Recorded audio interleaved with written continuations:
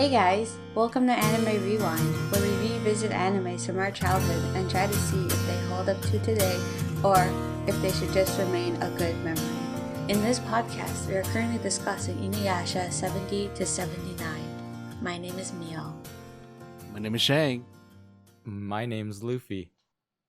It's been a while since we've gone back and actually talked about our InuYasha Universe 69 movie ideas. Ah, yes. But I spent some time. I spent about 5 minutes thinking about it and like maybe 10 minutes writing it up, and I'm ready to pitch you guys my movie, and I want you guys to let me know if it's a good movie or if it's a bad movie, and then we'll workshop it or whatever. In a world. Yeah, I want a trailer in like 2 episodes, Shang. I'm gonna ask you for some voice acting. Huh? For some voice acting help. Okay. Help! I'll do the artwork. Okay, you guys ready? You guys ready? Let's do it. All right. So this is for the movie Kikyo.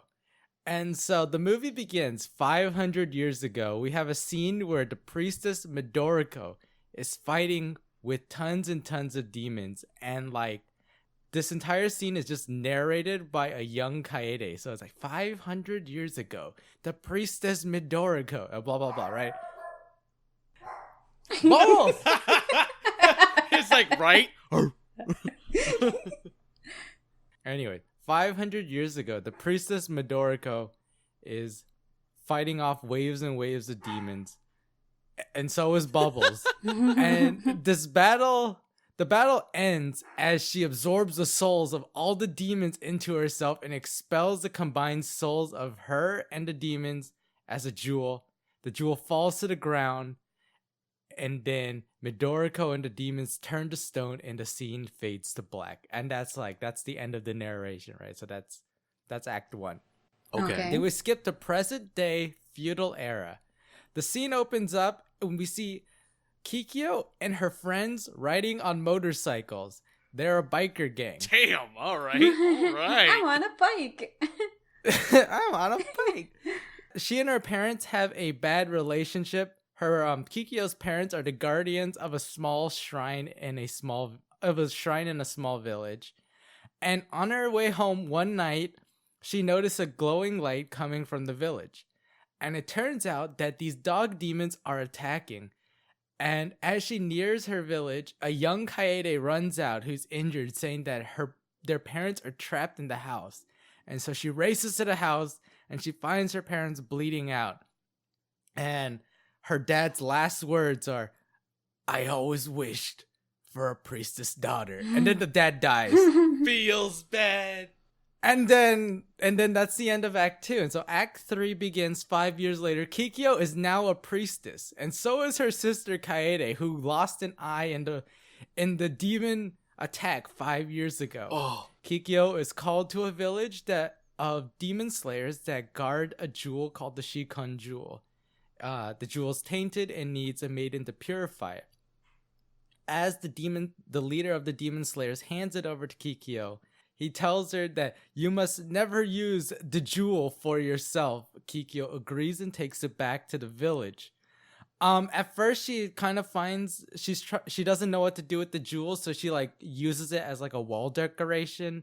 She tries to spice up soup with it, but it's not going really well. While she's in the middle of doing this, a dog demon, InuYasha, begins to appear, and he tries to steal it. Kikyo beats him up, but falls in love. And then there's like a montage between like InuYasha and Kikyo, like getting beat up and then like hanging out, and then like, and Forbidden then like, love, baby. Forbidden love. And then like at the end of the montage, InuYasha's like, "I'll always be there for you. I will always be your baby." That's right. We're gonna play that Celine Dion song will play during the montage. And so, and then another scene occurs.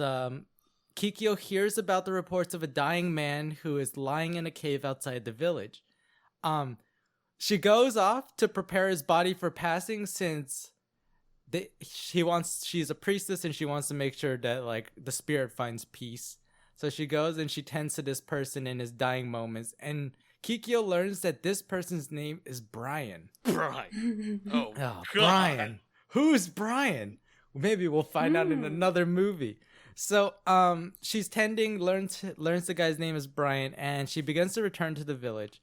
And she finds out that dog demons are attacking again. And Kikyo starts to get flashbacks and like gets really angry. And she starts killing those demons left and right. But she's also getting hurt by the demons. And so she's starting to bleed out. But there's like demons all around her that are dead. And then the big dog demon boss arrives. And Kikyo's too wounded to fight him. And she's like, where's InuYasha? He said that he'd be here for me. But then she finds the jewel in her hand, and she remembers the words of the Demon Slayer tribe and how they said that you must never use it for yourself. So, because she's all alone, no one's helping her. In her moment of desperation, she crushes the jewel. And this aura of light and darkness explodes from the jewel, and the light consumes Kikyo, and the darkness goes off somewhere else. And so Kikyo's possessed by the spirit of Midoriko, the priestess from 500 years ago. And she's like, why did you use the jewel? The jewel wasn't meant to be used. But in the extra strength that Kikyo gets, Kikyo slays the demon dog. But in return, the priestess curses Kikyo so that her soul will never find rest. And then in the conclusion of the movie, Kikyo dies. And then the credits roll. And like the mid-credit scene is you see Brian standing on a hill overlooking the village. He's alive and well. But suddenly he gets a headache and he starts to clutch his head, and like a dark aura surrounds him briefly. But he eventually gets over it, and he flips over the hood of his cloak, revealing the figure of a baboon. And that's the movie! Ooh, sounds so good. Brian's a baboon. Brian's a baboon. A healthy baboon. Is it Brian Gumo? Brian Gumo. Brian I was about to say Brian Gumbo. I'm like, wait, hold on. Brian Gumbo. I worked hard on that movie. I hope it does well in the box office. I hope it sells a few tickets. In a world where both Kikyo and Kaede are on motorcycles. No, just Kikyo's on the motorcycle. Delinquent She's got like Kikyo. a biker gang, and like she has like a leather jacket, and it says like "bad for life." I was like confused. Isn't Kaede like 10 and she's on a motorcycle? So brave. So brave. I can't wait to find out what happens to Brian Gumbo and what happened to InuYasha. Why wasn't he there, actually? Huh? I wonder why he wasn't there. Maybe we'll find out in another movie. Maybe it was house arrest. That's right. Romeo and Juliet, except it's Kikyo and InuYasha. All our money is gonna go into getting licensing rights for that Celine Dion song. Yeah, that was the movie. It was pretty bad. The entire budget. But How is that song, though? that song was pretty good, high quality stuff. Oh, I got it. So at the end, like as Kikyo is dying, her body's being burned, right? And then it fades out, and then it's like that song about like she's just a girl, but she's on fire starts to start playing. Oh god, that's such an inappropriate song. She's just a girl and she's on fire. Oh yeah, because we're what? Okay. Well, all right. If you were Rotten Tomatoes, how would you rate this movie in the box office? If it's what I think of right now in my head, I'm giving it a 7. Ooh, a A 7. 7 out of 10 or 7%? 7. Oh, feels good, man. It's a solid 7 because Celine Dion is in there. 7% out of 100. Out of 100? That's right. No. 7 people in 100 like the movie. Perfect. That's a good start for us. I would give it about a 50. About a 50%. Damn, yeah, 50. a whole 50. Because you never know. Generous. You Too never generous. know with animated movies, like movies that are made from anime. You never know. Too generous. I give it. That's true. I give it a 7 because Kikyo's on a motorcycle. I don't know. It threw me off. The immersion wasn't there. And then, what was the backstory? What was the reason? The motorcycle sounds weren't real. They just somebody going. Yeah. Like, Boom, boom. Oh no! Someone eat these beans and give us some sound effects. Oh no. all the sound effects sounded really bad. Sounded kind of off. I'll take a 7%, 50%. You know, first movie. We're not gonna break box office records. We're just trying to get a following. The viewers are still confused if he's called Ben Gumo or Ben Gumbo. It's kind of hard. Ben Gumbo. All right, let's move on. For this episode, we watched episodes 70 to 79 of InuYasha. We had a mix of real canonical episodes and we had filler. But to help you guys remember what happened, we're about to dive into our favorite game, 61 seconds. Copyright, TM, copyright, TM. Oh no. I have been preparing mentally in the last 5 minutes. I am Maybe ready. 5 minutes is the secret amount. The secret amount. So the game is as it always is. Each person gets 61 seconds to recap as much of the plot as possible. We go in a specific order. When the first person finishes, the second person picks off where that first person ended, and so on and so forth. And we try to recap everything in 3 minutes and 3 seconds. Can we do it today? Can we do it? All right. So I'm thinking this time we start with Shang, then I'll go second, and then Mio will finish it up. If I can finish it up. We're gonna leave her like 8 episodes to finish up. Yeah, I'm just gonna become rap god over here. Rap god. Oh, you know what? Since we're starting in the middle of like a little story arc, would it be all right, Shang, if you kind of recap a little bit what happened in 69 as well? 69. Okay. All right. Whenever you're ready, Shang. Just tell me when. All right. I'm gonna give it to you in 1 second. Go. All right. Oh god. Oh god. Restart. Tick, tick, tick. All right. In 3 seconds. Okay. Go. Naraku's got a pimple on his forehead. He's like, whoa, what is that? Pops it out, all right? So this pimple, right, it grows into a person. He has no face. What's going on? So our hero, not really hero, but this faceless dude's going around finding a face he doesn't like. It kills a whole bunch of dudes, gets no face. Finds a monk, kills him, gets his face. He goes on a raiding spree. He's like, oh, he's longing for something. What is it? Finds Kagome. He's finally found it. Next episode, Muso's reflecting on his past. He's like, oh man, I don't know what it is, but that woman, I want to know. So he follows his path back to the cave of Onigumo. Turns out Muso is Onigumo, and Kaede knows because she rolled a 20 crit on that perception. Good job. Naraku learns he can finally put his hands on Kikyo without Onigumo's heart and runs away. Next episode, Muso fights InuYasha but continues to regenerate. Moroku learns the reason to Muso's regeneration, and then Muso gets carried away by Naraku's insects. Naraku tries to suck Muso back into his body. Shang, it's it. All right, I'll go. Naraku sucks Muso. Muso's like, no! And then Naraku got stronger. The next episode, InuYasha wants to get stronger because Naraku learned how to put up barriers. He goes off to Totosai to get some training. Totosai's like, I want to take a bath, but InuYasha's like, I want to be trained. He meets a guy named Bunza. He's pretty nice. He's like small like Shippo. They go on like a journey adventure to make Totosai a bath. Bunza's father gets wrecked by a mantis. InuYasha messes him up. They become best friends. Totosai's like, you just made me a bath. InuYasha gets mad. InuYasha's like, I'm gonna go learn how to break barriers. Myoga's like, okay, go here and kill a bat demon. And so he goes there to kill a bat demon, but he finds out that the person he needs to kill is a half demon, and he doesn't want to kill her. So then there's a lot of drama, and then like the bat demon dad, grandpa, shows up and is like, and then InuYasha kills him, and then he learns how to slash barriers. All right, next. Then there's panther demons, and then the panther demons are like, we hate InuYasha. Okay, it's your turn, Mio. Okay, so InuYasha.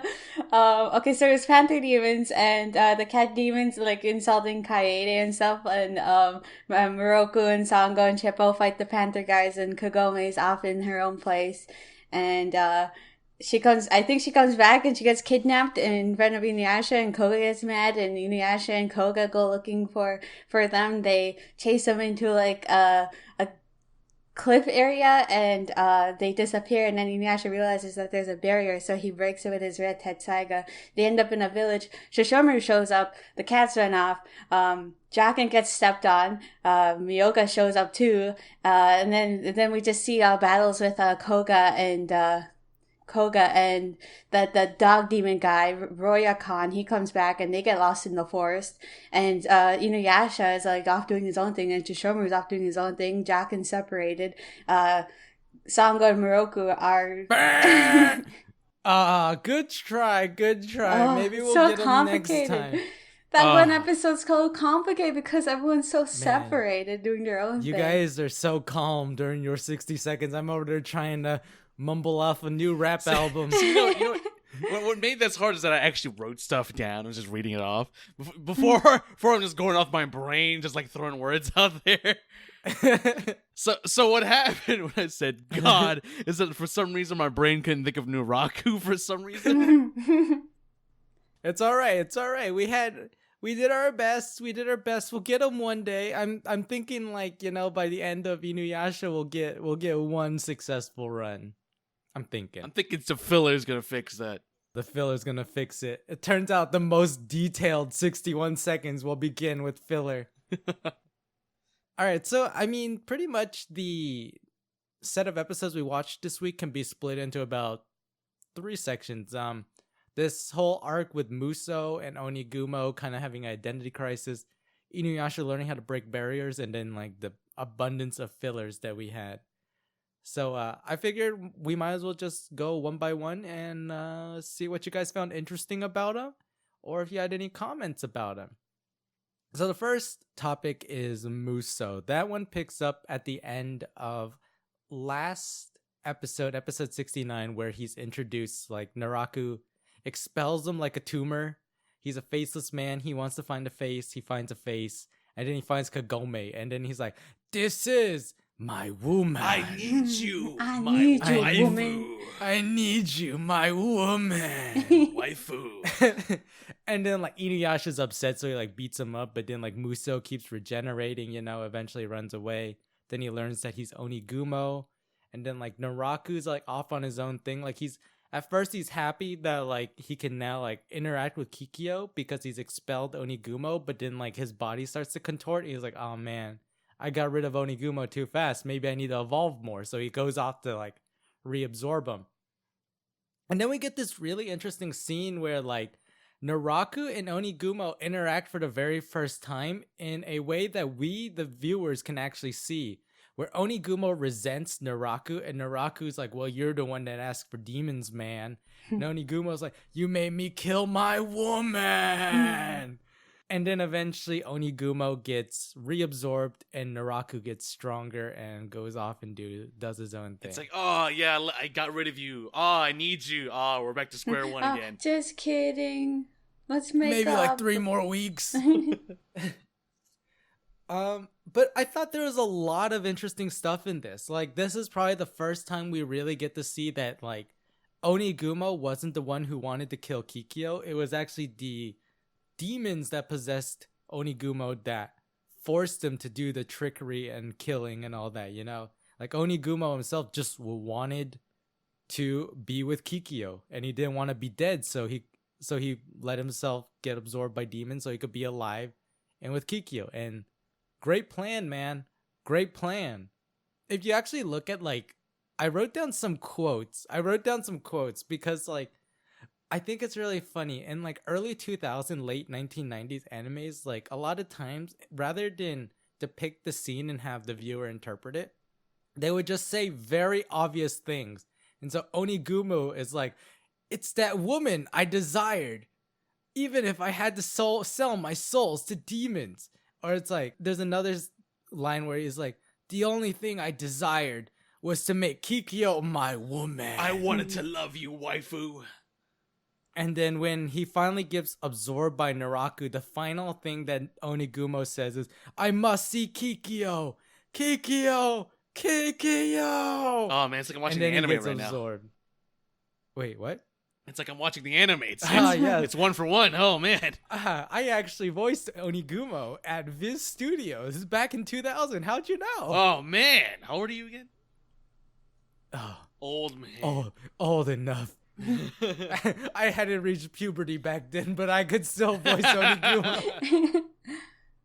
All I know is my boy Musa was like, I need to get these faces. He wanted to look beautiful. I don't know what he looked like before, because, he was all bandaged up when he was on the floor talking to Kikyo. But my homeboy wanted to go find a beautiful man's face. Shake my head. But, towards the end, before he got the good suck from Naraku, it's like, he got really, really cocky, It's like, yeah, they're about the same person, but you would hope he'd realize that if you touch the man, he's going to probably take advantage of that. Oh, yeah, when he stabs Naraku's like, I killed him! And then Naraku's like, killed you. Psych! And it just absorbs him. Because it's like, you can't really kill Naraku like that, with a stab. Actually, like, what I would think is, like, if you wanted to kill Naraku, would you want to kill Onigumo's heart? Would that kill Naraku? I don't think so. I don't know. That'd be an interesting twist, like Naraku's only alive because of Onigumo's heart. Right. Even though Naraku controls the body essentially. Yeah. Ooh, what a twist. What a twist. Let's take some notes. Let's put that down in our movie for Brian coming out 2020, right? Brian is the ghost in the machine, man. Oh wait, the movie's called Onigumo, not Brian. Brian Gumbo. No, the title's just called Gumo. What? Who's Gumo? Apostrophe Gumo. What the heck? Oh, you know what I remembered I just forgot earlier? Muso, when he regenerates, slowly starts to turn into like a scorpion for no reason, right? He just like slowly becomes less human. He's like, check out my stinger. That was never explained. Like, why a scorpion? He never questioned it. He was like, yeah, I like it. Yeah, I just grew like a ton of legs and this is totally not like, weird. What do you mean I look different? He's gonna have a heck of a time looking for pants. See, I would kind of understand if he like turned to a spider. Yeah, that would make more sense. A scorpion. What do you got? What do you think, Luffy?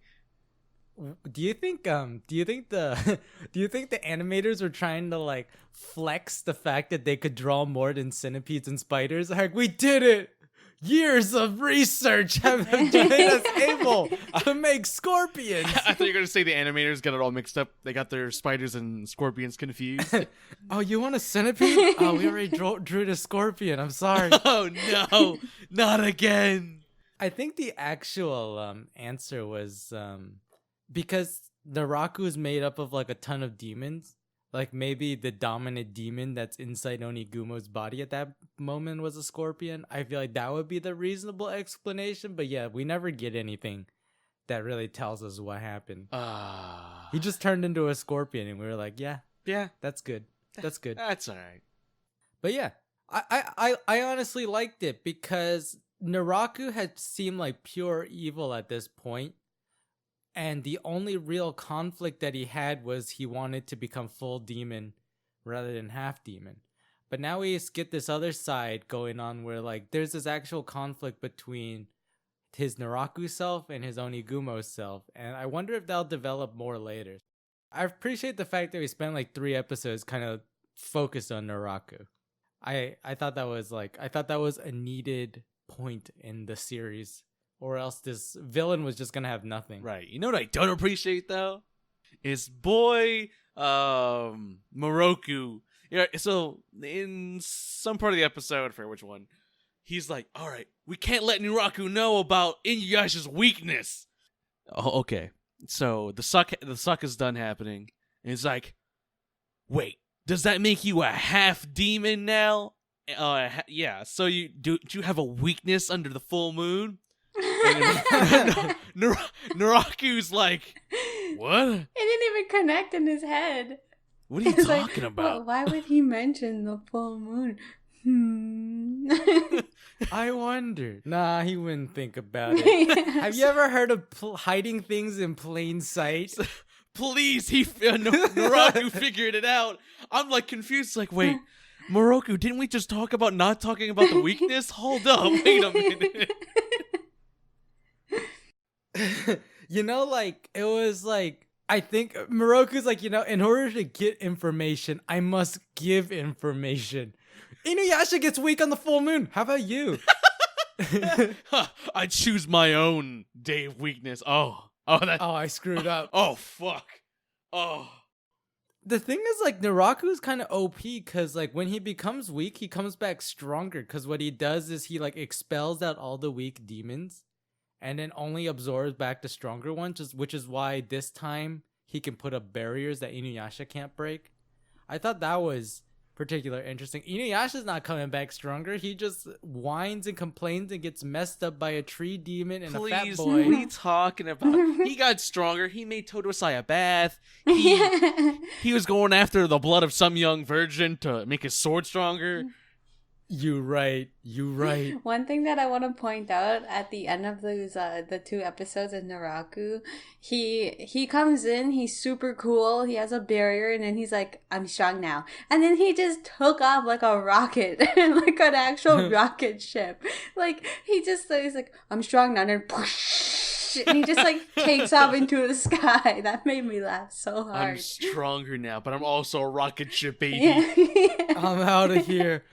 I gotta blast off. Yeah. Naraku's strong now, which kind of like pushes us into our next topic where this is one of my favorite things. InuYasha says, I can't break barriers. Okay, I'm gonna go learn how to break barriers. And so we'll come back to the filler episode, but we'll skip ahead to when Totosai tells Miyoga to tell InuYasha how to break barriers. So Miyoga shows up and he's like, hey, Master InuYasha, you can break barriers if you slay the bad demon tribe, you know? And so InuYasha wants to break barriers, so he's like, oh yeah, cool, okay, let's go do it. So InuYasha and the crew, they go to a village and, like, you know, they're learning a little bit about this bad demon tribe.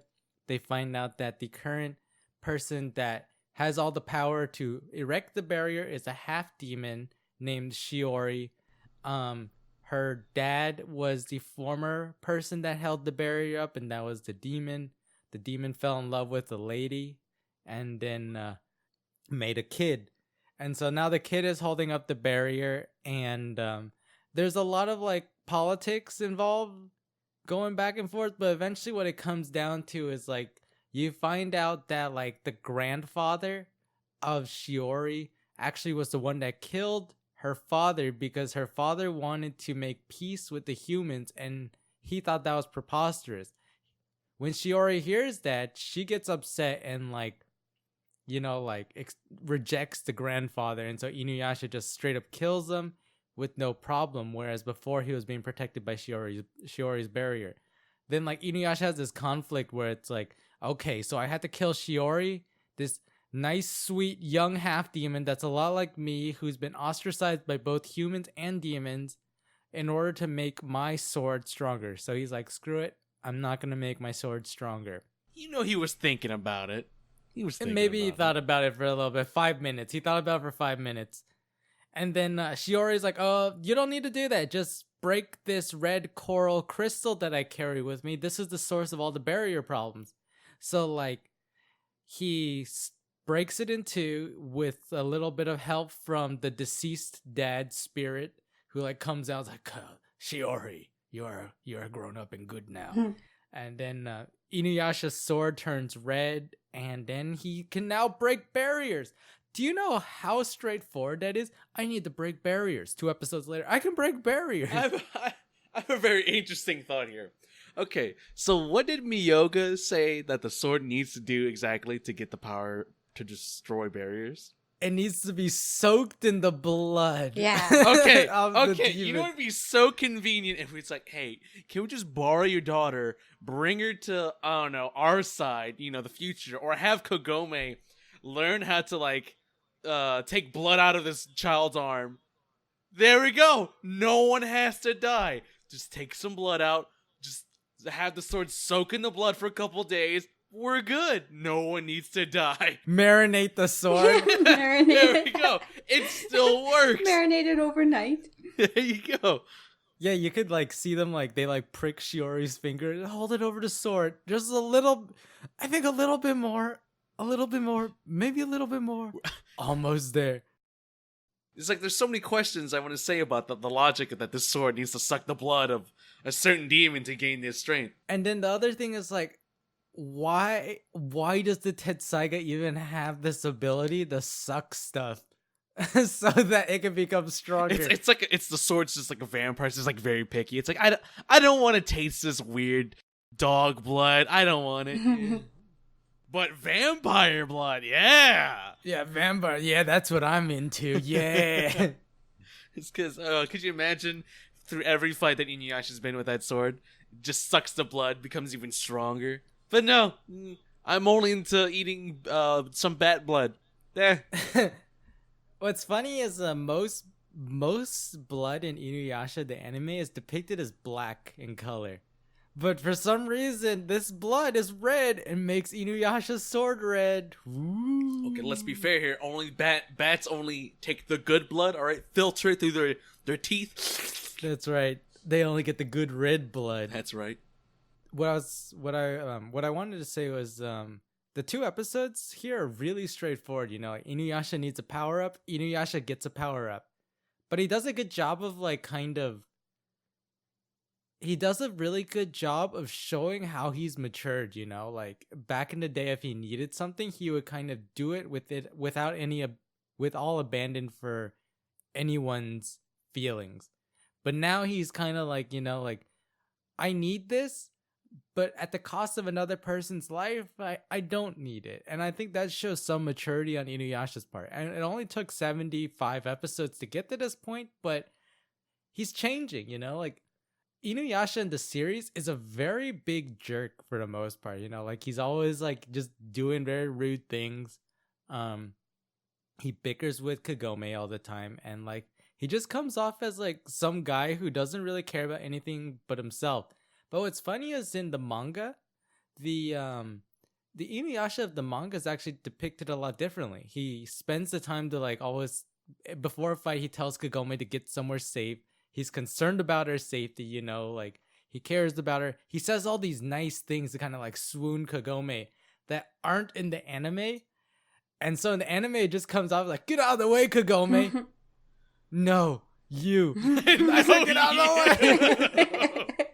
I mean, there is some of that for sure, but with the English voice acting that doesn't really, you know, show that kind of emotion, it's kind of hard to tell. Because if I were, maybe there's a good chance if I watch the JP voice version over the American voice acting, there might be a difference. Maybe. Who knows? But maybe. But as far as watching the episodes as they are, I mean, yeah, he's kind of a jerk, but he's showing it the best he can his own way. He's like, that's right. It's like, I meant to do this, but my body did this. So, yeah. In end result, you're safe, but I look like a jerk now. So, yeah. But it's okay. He's finally becoming a nice guy. And, I mean, I guess we can just move on into the filler. I think it's really reflected in the filler when he goes to train with Totosai and he meets Bunza, the lynx demon. That's right, the good dad. Like, InuYasha is just this, like, great dad who takes care of Bunza and even gives Totosai a bath. Like, it's a completely different side of him, right?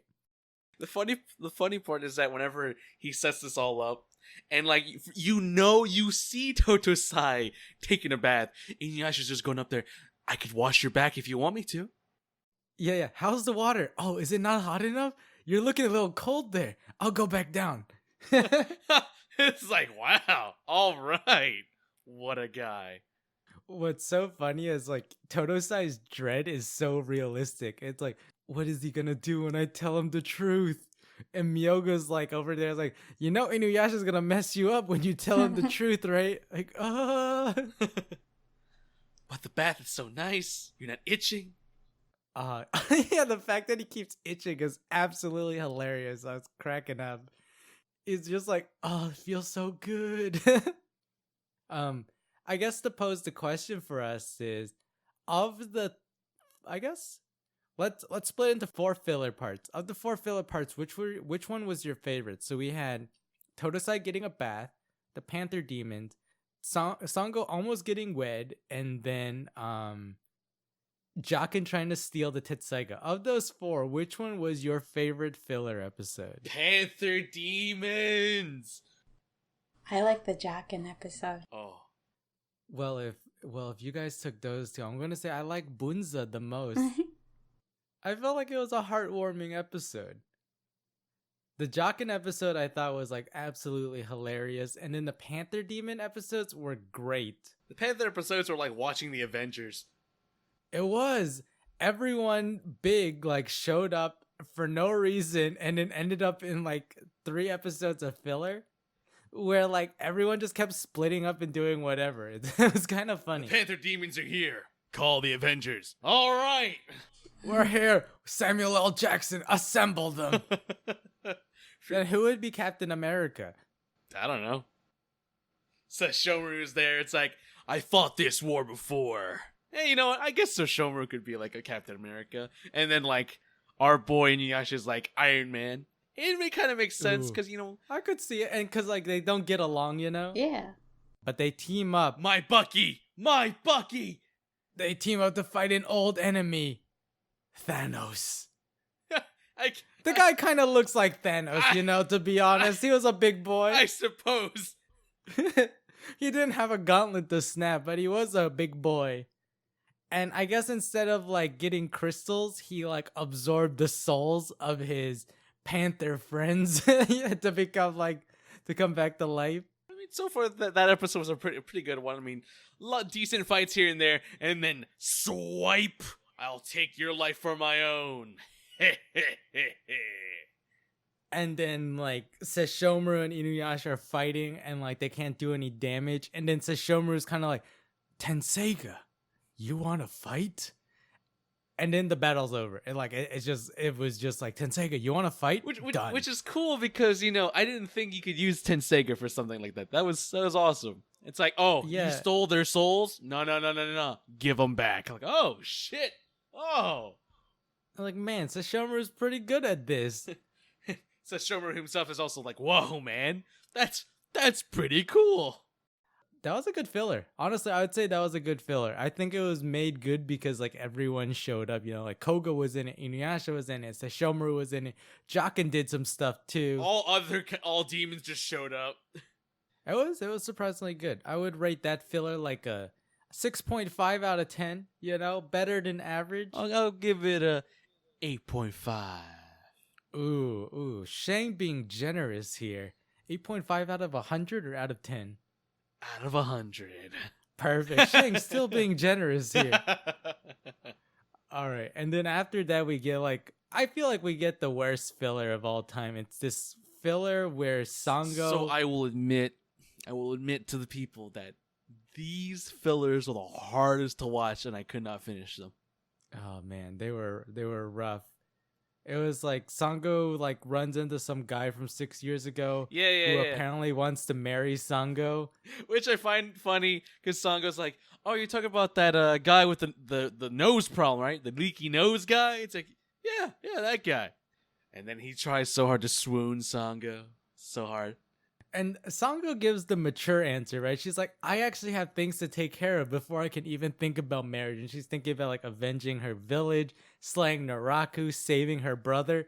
And the guy's like, stay here with me. Moroku's like, he's trying to be calm and collective.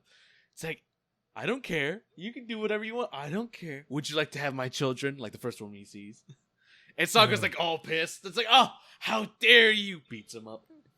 But at the end of it, Moroku comes to Sango's rescue when she goes out to slay a demon. The demon is actually undead. It's like the spirit an angered spirit of an old demon, Yeah, and like Moroku's it's a the one that bear. actually exercises it. Yeah, it's like a bear demon. And then like everything's done, and then Sango's like, I'm just gonna go with my group. Like it was cool seeing you, but I'm just not into it. And then she leaves. I'm not feeling it. I'm out. And then my favorite part is like as they leave, like like Sango and Moroku are walking up front, InuYasha, Shippo, and Kagome in the back. Kagome's talking about how like, oh man, things are going well now. And then Moroku goes for the butt grab. And then he gets slapped. But then like Sango actually like blushes, like, hey, I like getting my butt groped. Whoa, now. whoa, whoa, Oh, whoa, whoa, whoa! You can't say that. Whoa, whoa, whoa! I was like, whoa! This is a filler episode. You can't just be filling Sango's head with random thoughts over there, stoners.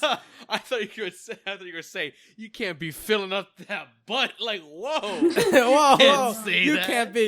can't be hot dogging on anime TV. You can't be hot dogging. That's pretty bad. Oh no. Oh God. Mio, would you like to recap for us the Jockin portion? Okay, so it starts off with Rin, and she's like hungry, and so Shomer tells her to go get some food, but he makes Jockin go escort her, and so Rin ends up like insulting Jockin and like kind of hitting him in his ego, and then he realizes like, oh, why am I taking this from this kid? Let me go steal a Tetsaga and prove myself to Sesshomaru. What? Oh, the best train of thought. Instead of food, this food sucks. Let me go steal a sword. I'm out of here. And then Jockin ends up finding this guy called the No Man, which is a demon that was made by man's mistakes or something, like man's regrets, I think. And he hires this No Man to go steal some the Tetsuya from InuYasha, and the No Man, has like the best ability ever. His best power is to make like a fog with a little fire, and he ends up stealing like the wrong items, and Jockin beats him up and sends the No Man back again, and the No Man is caught with his little dinky little fire. Oh, that was the best part. What are you doing there? And then Kagome and InuYasha, he gives back their items, and they let him go. And Jockin, he failed at it, so he tries again. And so he ends up getting mad at Rin and telling her to get lost because she was with him at the time. And she leaves, and then he's there, and then Jockin goes back to what he was originally planning to do, and that was to steal a Tetsuya. And he disguises himself as an old man, and his plan is to sharpen InuYasha's Tetsuya and then steal it. Oh. Under InuYasha's under his nose, and but it ends up not working. Rin gets lost, and Jockin ends up being able to steal the sword. I forgot how he does it. He makes a hot spring, and that's when he steals it. Oh yeah, he made a hot spring. And there was a lot of comedic relief with that, with InuYasha and Moroku. Oh no. And they end up all day like relaxing in Jockin's hot spring, and Jockin makes away with the Tetsuya, and InuYasha, kind of shows a little bit too much to Kagome. And or not enough. And they chase him, and Rin comes back with and Un, and Jockin gives her the Tetsuya, and Rin leaves, but she comes back because she gets worried for Jockin, and she takes Jockin away because right when he was about to get beat up, but she ends up dropping the Tetsuya in the end, and Jockin's all upset. And Rin apologizes and says, "I was worried about you," and then that kind of pulls some heartstrings for Jockin.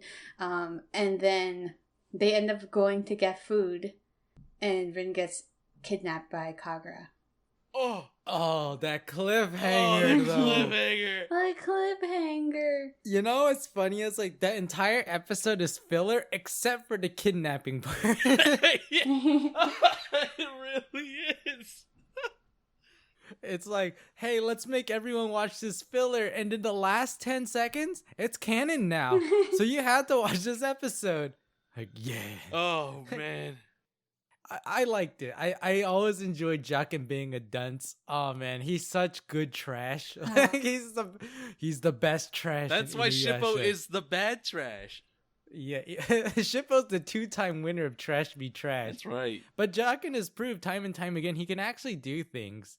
But yeah, I mean, that really wraps it up for what we did watch for this episode. Like, did you guys have a favorite scene in the 10 episodes that you wanted to share? Like, favorite scene. I feel like this is a cool new segment in the podcast that we can have where we talk about like, what was the part that you will remember from what you watched? Bunzo was sick. And InuYasha's like, it's okay. I'll be your dad. I'll take care of you. It made my heart felt. Me almost cry a little bit. To be honest, I was going to say the exact same thing, but I was going to say the earnestness of InuYasha just trying to train. I feel like that's a different side of him. Where before he was just like, give me power. Give me power. Now he wants to work for it. That whole episode, baby. It was a good filler. I feel like that filler, 9.5 out of 10. Peak pillar. Primo pillar. Primo filler right here. I would have to be or Jacken disguises himself as an old man. I think that's one of the best parts because it gets really silly to a point where he has disguises and you can see he is so eager to get into his old man disguise when InuYasha is talking about going back to go get his sword sharpened. Oh yeah, he's like, maybe I should get my sword sharpened. I got my disguise ready right now. I can make that happen. My favorite part is like he ends up sharpening Miroku's rod into Hirai coats for Sango, and they're like, wow, this guy actually did a really good job. And InuYasha's like, I should have gotten my sword sharpened. Feels bad, man. It's so funny. Like the regret that InuYasha feels for not getting his sword sharpened is hilarious. I like how when he was saying he was going to sharpen everyone's items, Kagome and Shippo throw down their items, which is just arrows and a top. Can I get this top sharpened? Sharpen my top. But you know what's funny? From our favorite scenes, they were all filler scenes. But we just trash on filler the entire episode. I don't know. You can't make filler any better, but it does have some good moments. I guess it does have some good moments. I will give it that. But the next batch of episodes we're watching are straight up no filler. We're going back to all canon for the next 9 episodes that we're watching. That's insane. I'm ready. No more filler. I'm not ready. No more filler. No more. You guys, I did prepare a little bit of Commando or Not Commando for this week. But I gotta say, with all the filler episodes we had, it was very thin pickings. It was very thin pickings that I had to work with. Very thin. But I am devoted to this cause. So let us begin. Commando or Not Commando, the first contestant of episode 9 of Anime Rewind is Muso. Yeah, he's Commando. He's Commando. There's no way he's not Commando. He was straight up nude for like half an episode. Walking around. He's just like, hey, I need new clothes. He like comes back like, how does this guy even know how to wear clothes in the first place? That's a better question. So do we have a 3-0 for Commando this time? Yeah. Yes. All right. Well, that one wasn't really difficult because, I mean, Onigumo is Muso and Onigumo was Commando too. So, all right. Number 2. Get ready. Bunza. Now, before we talk about Bunza, I need to explain to you that Bunza is a good choice for Commando or Not Commando because Bunza is actually an old man. He's undergoing what we call Benjamin Button disease, where he was born, when he was young, he was old and wrinkly, and as he's aged, he's become this young lynx demon. So this is a discussion about a lynx demon that is above the age of 18. Let me just clarify for all the people pulling out their phones with their lawyers on speed dial. Bunza is over 18 years old. Now, is he commando or not commando? For the safety of this podcast, he's not commando. Yeah, he's wearing furry underwear. I swear, please don't. Please don't call. Don't call the FBI on me, please. I have my lawyer with me right now, and I have to say not commando. Wow, that was the fastest commando or not commando session we've ever had. Oh boy. Okay, so this guy's name did not come up during the podcast, but he was mentioned. The Bat Demon grandfather, Taigo Kumaru. That man is commando. That man is really commando. He is the most bat commando I've ever seen. The most #1 commando of all bat demons. Now I'll get that out of the way. Mio's thinking about it. Mio's like, is he really commando or not commando? I'm not too sure. I'm sure he's commando. All right, man, these are some really easy ones today. Okay, I don't know the dad's name. Shiori's hot dad. Shiori's, goddamn it, why? He's gotta be commando for my sake. Oh, he's... For Mio's sake, he's wearing 10 pairs of underwear. For Mio's sake, I'm glad he's dead. He's dead. He's dead, Mando. He's dead, Mando. He was buried with underwear on. Yeah. Didn't you see his spirit had all his clothes on? They just buried him with all his clothes. No wonder why. Shiori's hot dad doesn't refer to his actual looks, but how sweaty he is in the grave. Oh, why didn't you guys bury me with no clothes on? It's so hot down here. Okay. And the final contender of commando or not commando. Here we go. The Panther King from the Avengers filler. I would say commando. Because he's a big cat, right? How do you put underwear on a cat?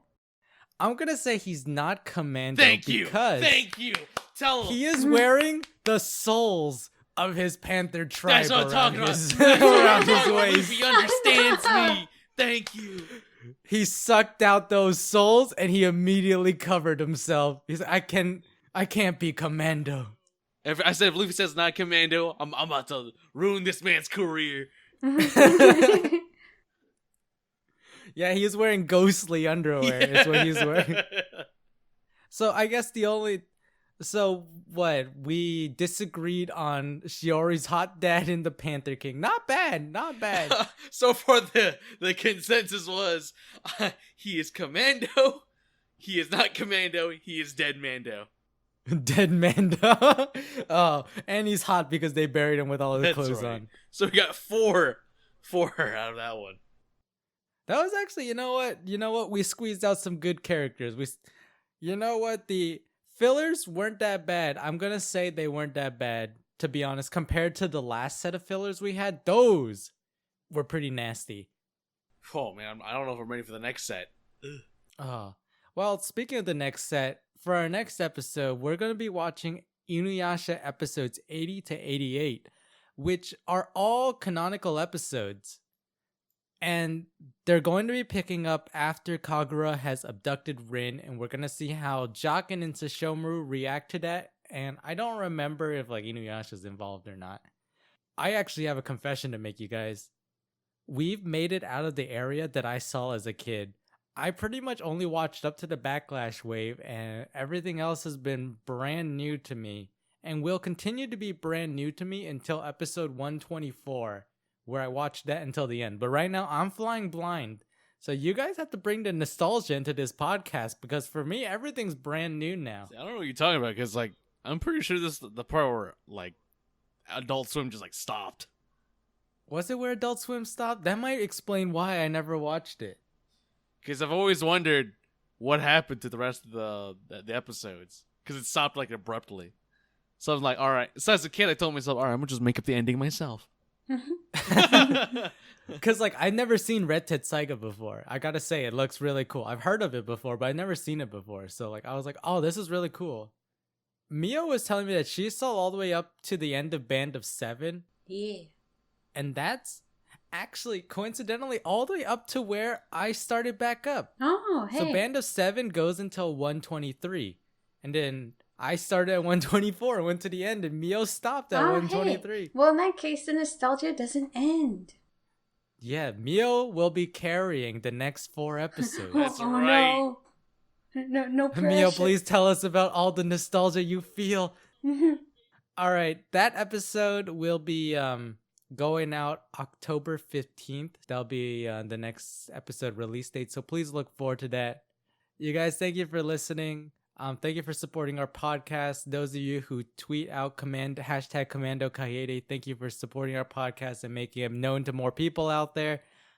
We don't advertise this podcast, so you guys and by word of mouth are the only ways new listeners get to experience the InuYasha nostalgia trip that is Anime Rewind. So thank you so much. Anyway, that's it from us. So without any further ado, thank you for listening. My name is Luffy. My name is Shang. And my name is Mio. And remember, commando until proven not commando.